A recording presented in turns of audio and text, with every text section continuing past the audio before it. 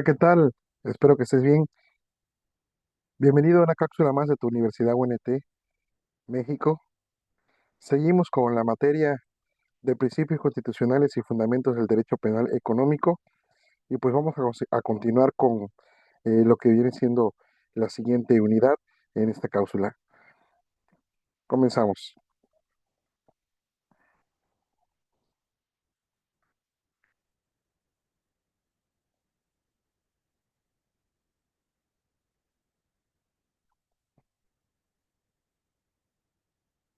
Continuamos con la materia principios constitucionales y fundamentos del derecho penal económico. Estamos adentrándonos en la unidad número 6. Es el derecho penal económico como ámbito internacional. ¿Cuál es el objetivo de ese tema? Analizar y comprender el marco jurídico y operativo del derecho penal económico en el ámbito internacional, identificando los principales eh, puntos de jurisdicción que permiten la persecución de delitos transnacionales y evaluando los mecanismos de cooperación internacional, así como la asistencia jurídica mutua, extradición, así como el rol normativo de los organismos supranacionales, para finalmente reconocer los desafíos en la armonización y aplicación efectiva de la justicia penal en un contexto de globalización económica. ¿Cuáles son los objetivos específicos que vamos a seguir? Identificar los cuatro principios de jurisdicción: territorialidad, personalidad, protección y universalidad, que son aplicables a los delitos económicos transnacionales.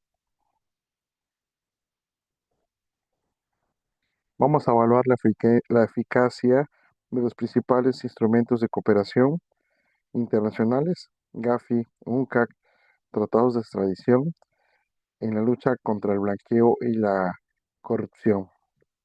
Vamos a comprender el concepto de doble incriminación y el principio de especialidad en los procesos de extradición, así como debatir los principales obstáculos eh, referentes al secreto bancario, soberanía y diferencias de tipificación que dificultan la armonización de las jurisdicciones penales económicas.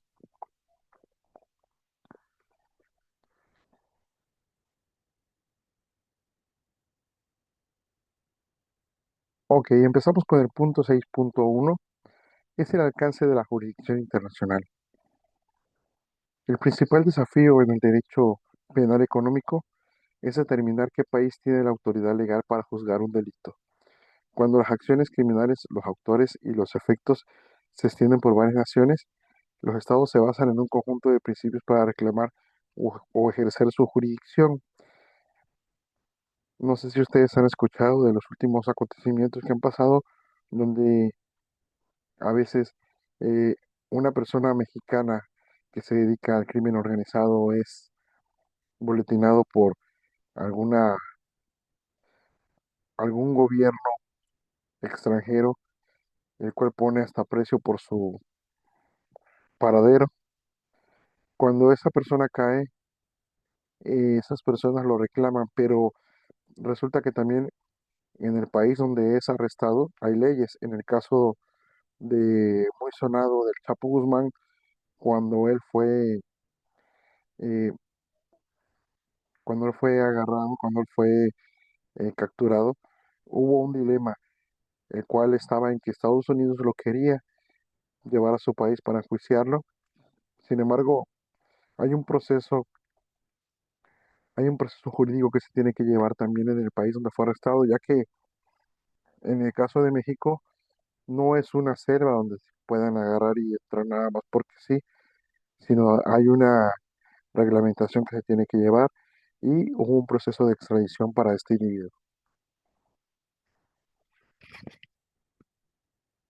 Principios fundamentales de la jurisdicción penal.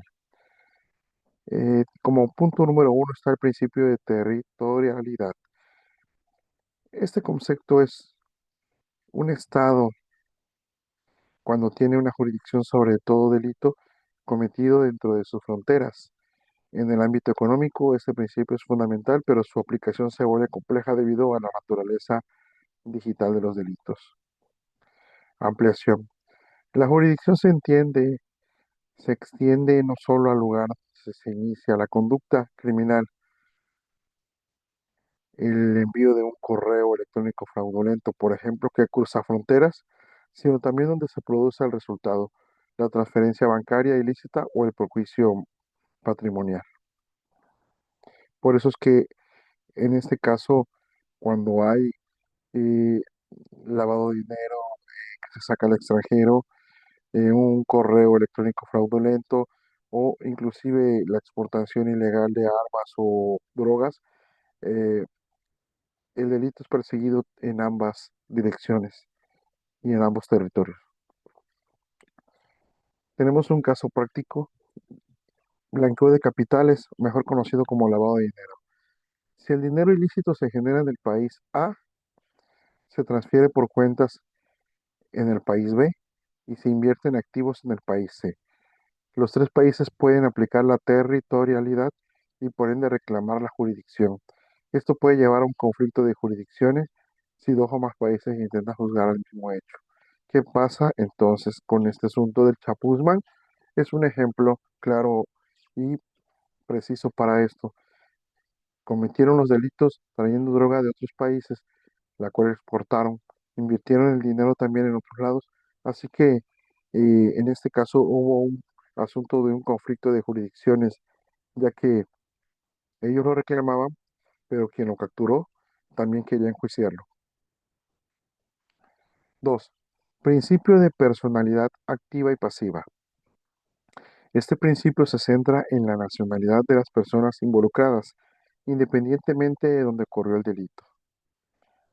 Personalidad activa. Nacionalidad del autor. El Estado tiene jurisdicción para perseguir a sus propios nacionales por delitos cometidos en el extranjero. Ejemplo, cuando un funcionario chileno comete un acto de cohecho en Argentina, Chile puede perseguirlo a su regreso. Personalidad pasiva. Nacionalidad de la víctima. El Estado tiene jurisdicción para juzgar delitos cometidos en el extranjero cuando las víctimas son sus nacionales. Ejemplo, un ciudadano español es víctima de un fraude piramidal con sede en México. España podría, bajo ciertas condiciones, reclamar jurisdicción para proteger a su nacional. Es decir, tienen derecho de reclamar al causante de este fraude. Principio de protección o real. El concepto. Un Estado tiene jurisdicción sobre delitos cometidos en el extranjero que afectan directamente un interés vital o un bien jurídico esencial del Estado. Ampliación. Se aplica a delitos que impactan la soberanía económica, la confianza pública o la estabilidad financiera. Ejemplos. La falsificación de la moneda nacional es un fraude contra arcas públicas, ejemplo, subvenciones europeas, o la manipulación de mercados financieros internos desde el exterior.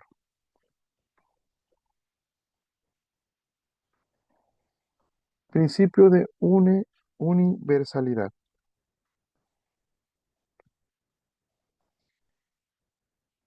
Concepto.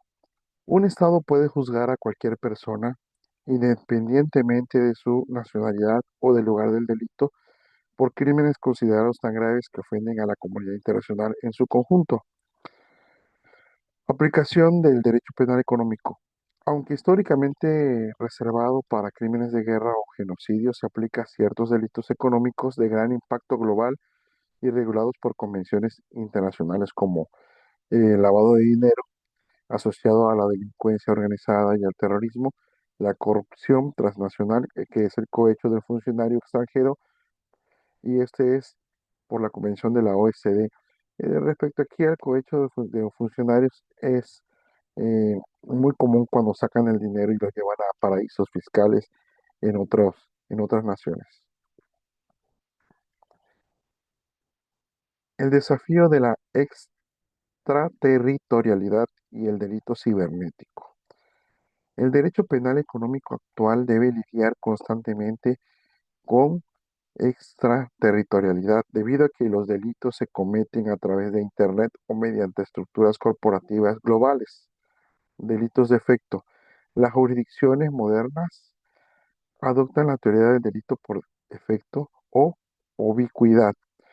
Un Estado puede reclamar jurisdicción si un delito cometido completamente en el extranjero tiene un impacto sustancial en su territorio. Ejemplo, una caída bursátil importante para información privilegiada generada fuera del país. El rol de las empresas. Las grandes potencias como Estados Unidos o la Unión Europea a menudo aplican sus leyes penales a empresas extranjeras si tienen algunas conexiones mínimas con su jurisdicción. Ejemplo, usan el dólar, hacen transacciones a través de bancos neoyorquinos o tienen una subsidiaria local. Esto ha llevado a tensiones internacionales, pero establece un fuerte precedente de alcance extraterritorial en la lucha contra la corrupción y el fraude corporativo. Cooperación internacional en la investigación y persecución de delitos económicos. Este punto es vital, ya que el alcance de la jurisdicción, como lo vimos en el punto 6.1, es inútil si los países no pueden ayudarse mutuamente a obtener pruebas y capturar a los responsables. ¿Qué es lo que pasó hace poco con la captura de Hernán Bermúdez Requena, que se encontraba en otro país? Se logró gracias a la captura de la cooperación internacional entre las dos naciones, ya que no podían ir a buscarlo y a sacarlo así porque sí de ese país, aunque supieran dónde estuviera, sin el debido proceso y la debida este, burocracia, permiso, eh, autorización del país donde se encontraba. Por esas razones que tuvieron que hacer ese tipo de cooperación internacional. El muro contra el delito transnacional. La cooperación internacional se refiere a herramientas y procesos que permiten a los estados superar las barreras de soberanía para compartir información, congelar activos y detener criminales, todo con el objetivo de investigar y juzgar eficazmente los delitos económicos que cruzan las fronteras.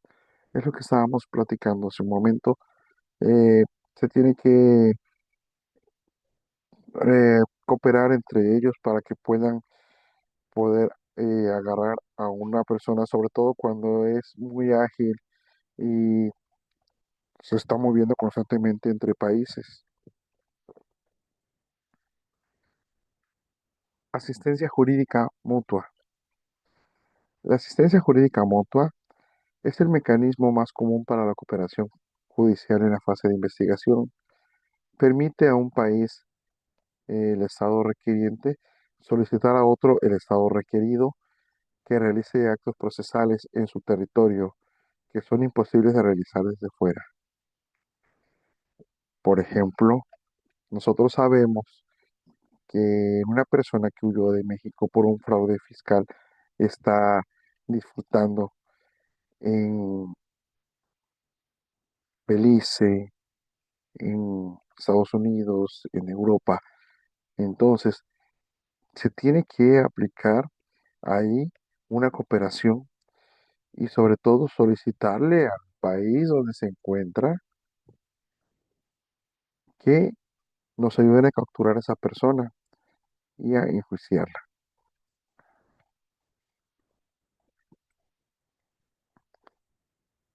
Los elementos, descripción y ejemplos específicos del derecho penal económico son el objeto, es la obtención de las pruebas y acciones necesarias para la investigación.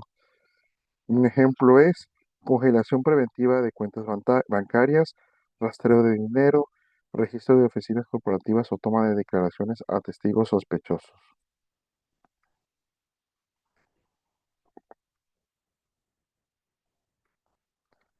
Instrumentos. Tratados bilaterales, convenciones multilaterales, ejemplo, UNTOC, UNCAC y reciprocidad. La Convención de la ONU contra la Corrupción eh, obliga a los estados firmantes a proporcionar asistencia jurídica para la incautación y repatriación de activos robados. Requisitos claves: doble incriminación, a menudo flexibilizado. El hecho debe ser un delito en el estado requirente y también en el estado requerido.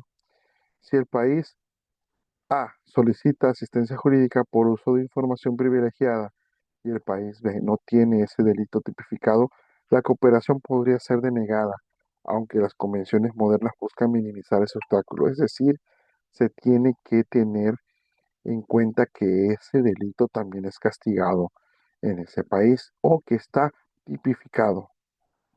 Motivos de denegación: si la solicitud afecta a la soberanía, la seguridad, el orden público o si el delito es de naturaleza política o fiscal.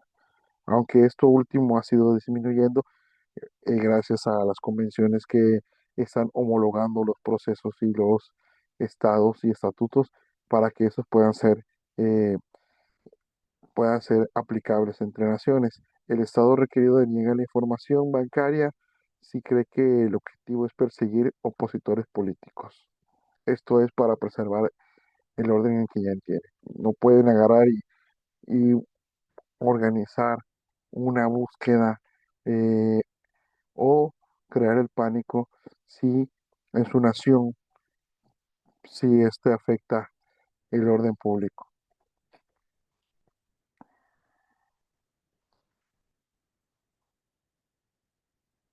Extradición y entrega. Aunque la extradición es un tema separado, es el acto de cooperación más visible y se enfoca en la persecución. Objeto: la entrega de una persona acusada o condenada por un delito al Estado que la requiere para que sea juzgada o cumpla su pena. Y como proceso formal y complejo, eh, pasa por la vía diplomática o judicial basado en tratados existentes. Instrumento adicional: en la Unión Europea el concepto ha evolucionado a la de la Orden Europea de Detención y Entrega, que simplifica el proceso al basarse en la confianza mutua y eliminar muchos requisitos de la extradición tradicional. ¿Qué es lo que pasa con la extradición? Que no todos los países la practican. Por eso es que hay a veces eh, personas que se dedican al crimen organizado, que desfalcan, que roban, que prefieren huir a un país donde no haya extradición. En este caso, por ejemplo, eh, Estados Unidos es un país que a sus enemigos, a la gente que cree que les perjudica, exigen la extradición, así como le ha pasado a muchos capos de la mafia eh, que han sido para Estados Unidos una amenaza latente con el narcotráfico. Ellos lo ven como que requieren a esa persona para que sea enjuiciada ya. Y pues un ejemplo claro es el Chapo Guzmán, que fue prácticamente exigido por Estados Unidos para que cumpliera su condena en ese país. Y bueno, pues agradeciendo de antemano la atención prestada, hemos llegado al final de esta cápsula y pues nos vemos en la que sigue con estos mismos temas. Gracias.